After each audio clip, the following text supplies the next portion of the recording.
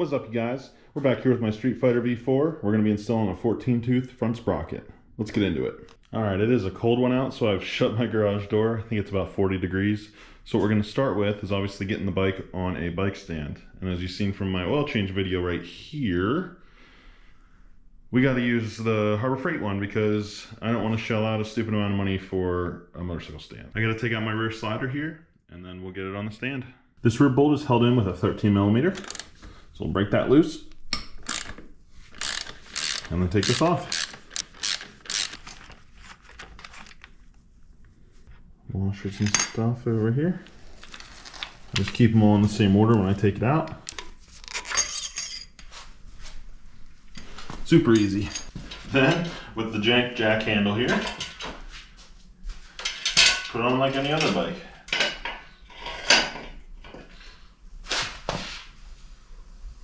Just like that. Easy peasy. Now, before we get into this, I have people ask a lot, actually, what the point of doing a front sprocket is. Now, from going to a 15-tooth, which is the stock size, to a 14-tooth, you're effectively going 3 up on the rear sprocket. Now, what this does is you're losing some of the top speed, the top end, for gaining a lot more down low. And in my case, I'm not hitting crazy high speeds on track days. I want more rideability around town. So in that case, a smaller front sprocket makes a lot more sense because I'll be using a lot more of the low end. Another question I get a lot, or at least that I've seen online, is whenever I'm doing a front sprocket on this specific bike, do I need to recalibrate anything? You know, does it throw anything off? And while some models use speed sensors on the sprockets or the hub, like whatever, that is not the case with this. The Street Fighter actually uses speed sensors on the wheels. So you can see here, there's the ABS sensor. So that's what they use for wheel speed. So this won't throw anything off in terms of wheel speed, the sensors in the computer, any of that. However, if you switch around your rear tire, that's why you see people saying that you need to recalibrate your ECU, which you can just do through the stock dash.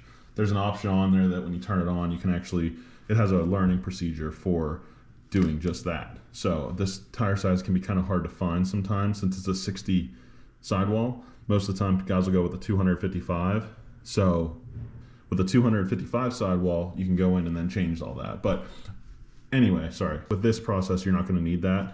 It'll just be a simple sprocket change. And since I'm only going down one tooth in the front, this shouldn't warrant any chain changes or, you know, removal of any links, anything like that. If anything, I'll have to adjust the in and out of the rear sprocket to, you know, pull some more tension on the chain, seeing as the smaller sprocket's going to take up less room. But we'll take that as we go and see what happens. So for step 1, we're going to have to get this cover off. But you'll see when I get this loose, it's not going to want to pop off. And that's because this little tab, you're not going to be able to pull this out.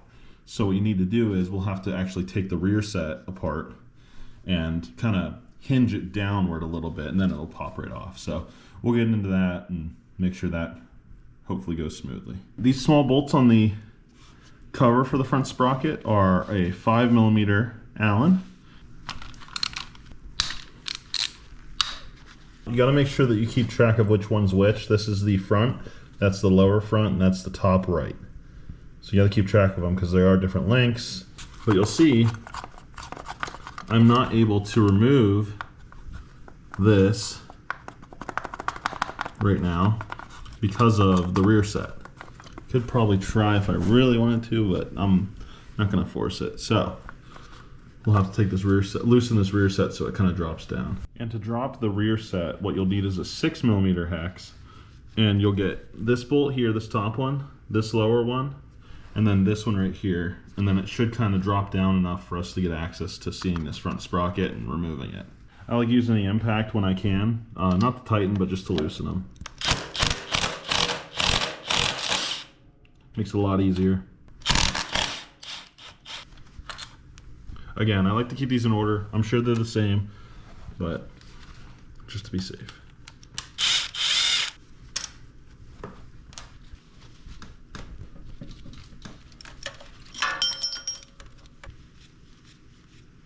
Then this whole thing should kind of slide out. kind of drop down a little bit, and you just set it there. And look, this should pop right out. Yep. And you'll have a little plate in between there as well, so make sure you keep track of that. And then this piece also pops out. You'll see it used to go with the rear set there, but I actually don't need this anymore, but I'm still gonna put it back because I think it adds a good spacer for those bolts, because the bolts are the correct size, so I don't want to interfere with that. But with my exhaust, I got rid of this hole because there's no mount that goes to it anymore. Now when you finally get to the front sprocket, you want to use a number 8 hex to remove it. And for me personally, you can use the brake with this and get a nice bar in here and break it loose, but I like using an impact when possible. I don't know if this is a Cobalt 24 volt that I use. I don't know if it'll take it off or not, but we're gonna find out.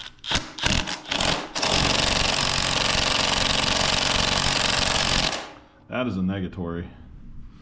I thought this thing had more power than it actually does, apparently.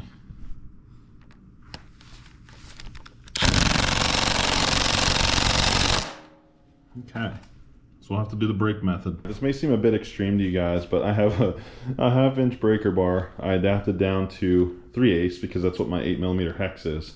And I put a stop by the rear wheel because I'm by myself and I don't know, holding the rear brake on the other side while trying to break this loose, I don't want to ding any paint or anything. So we're just gonna try it that way first, and you guys are gonna find out with me if this actually works or not. So let's give it the old college try. That's not working at all. We're gonna have to do it the way that I didn't want to do it, but you know what? It's what it is. Brakes on. Crack it loose. Oh, that's actually not that bad. I would do this method first, guys. Please learn from my mistakes. All right, now it's loose. Oh, my box broke.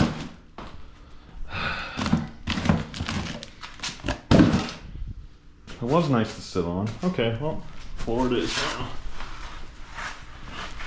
All right, so now this is loose. Take that off.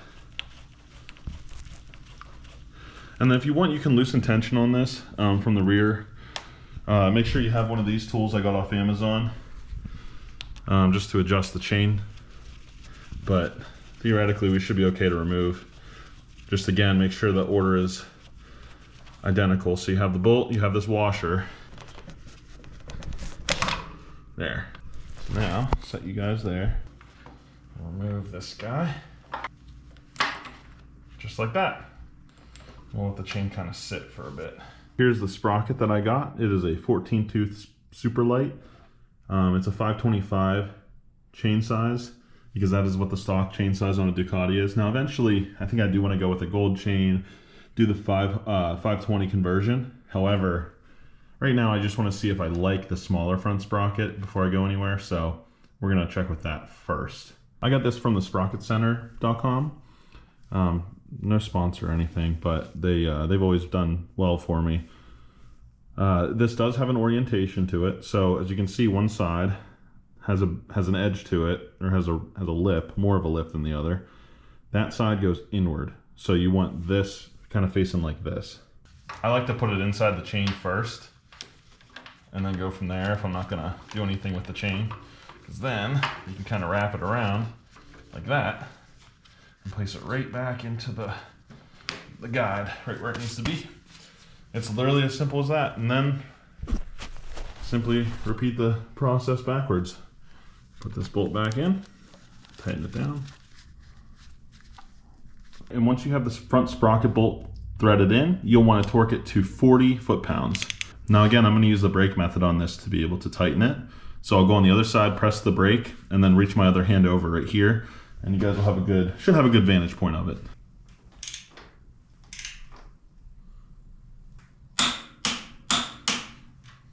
Okay.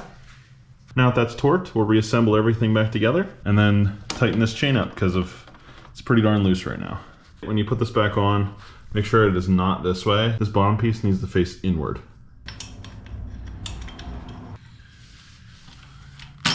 There we go.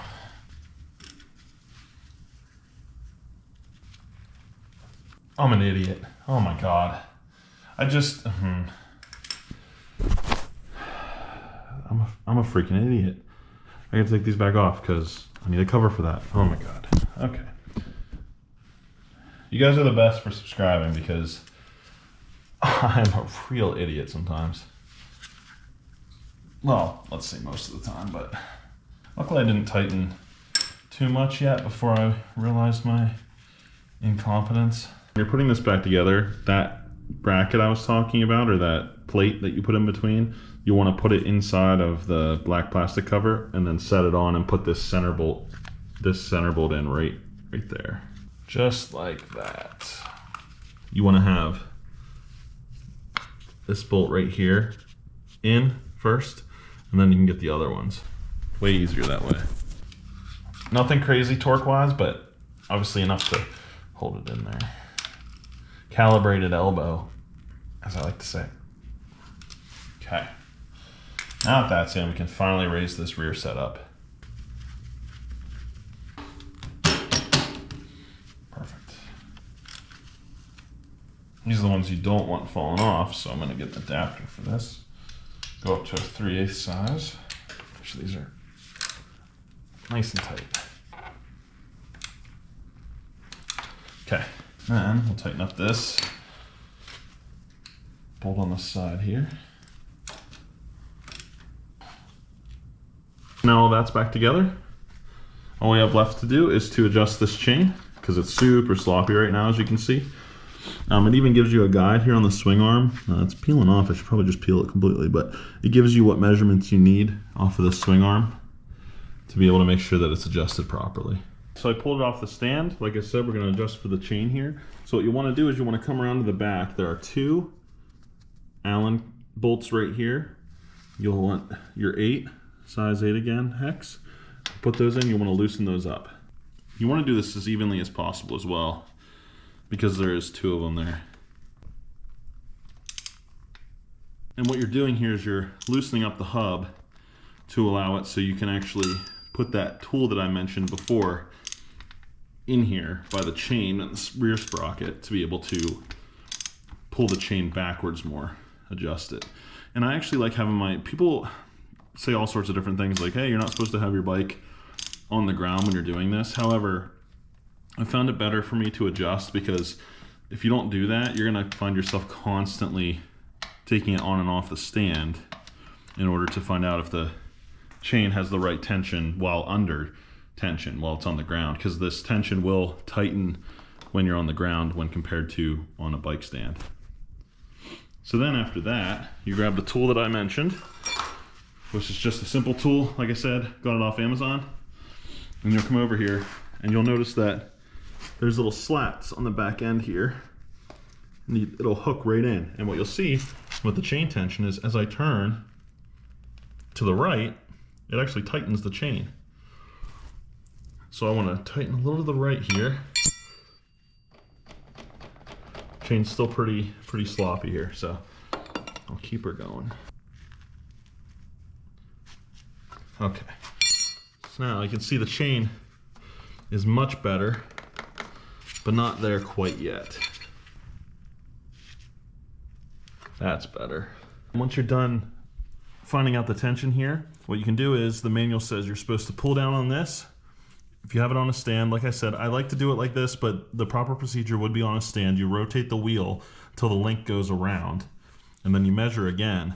And as long as from that chain guard under here to the center of this link is at 20 millimeters, equal to 20 millimeters or less, then you should be okay. But if it's greater than that, which is a little less than an inch, so if you have a ton of slop here, you'll want to fix that. But for me, again, being a heavier rider too, when I hop on this, it's going to tense up even more.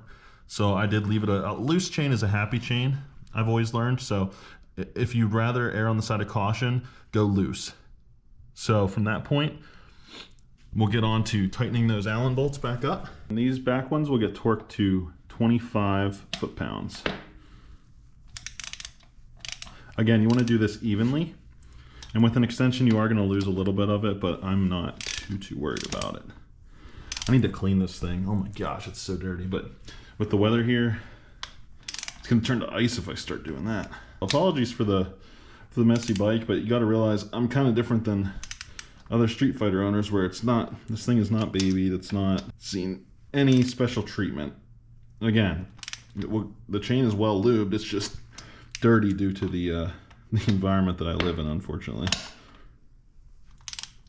But once you get those torqued, you'll hear the torque wrench click.